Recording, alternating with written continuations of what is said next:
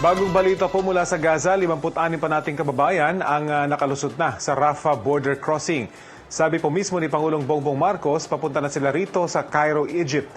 Dahil dyan, halos 100 Pinoy na mula Gaza ang nakaalis na roon na sentro ng gera ng Israeli forces at grupong Hamas. Samantala, lalo pang nadagdagan ang kalbaryo ng mga ospital sa Gaza habang papalapit doon ang puwersa ng Israel.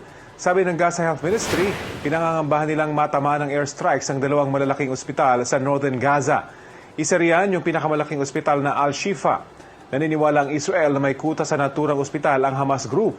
Wala pang anunsyo ang Israel sa plano nila sa mga ospital sa Gaza, pero dati na nilang sinabi na sisirain daw nila lahat ng kuta ng Hamas.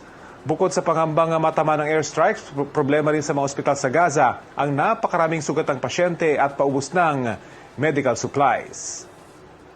Pumayag daw ang Israel sa ilang oras na pagtigil ng kanilang opensiba sa Northern Gaza.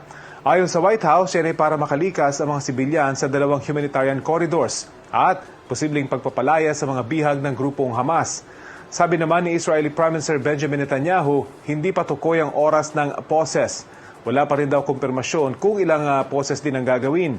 Sabi naman ng United Nations, kailangan coordinated sa kanila ang pagtigil ng opensiba para sa humanitarian purposes. Balita ko, may tututukan kayo tuwing 10:30 a.m. sa GTV. Alamin ang mahalagang balita at impormasyong dapat nyong malaman sa Balita Ko tuwing Lunes hanggang Biyernes. Mag-subscribe din sa GMA Integrated News sa YouTube.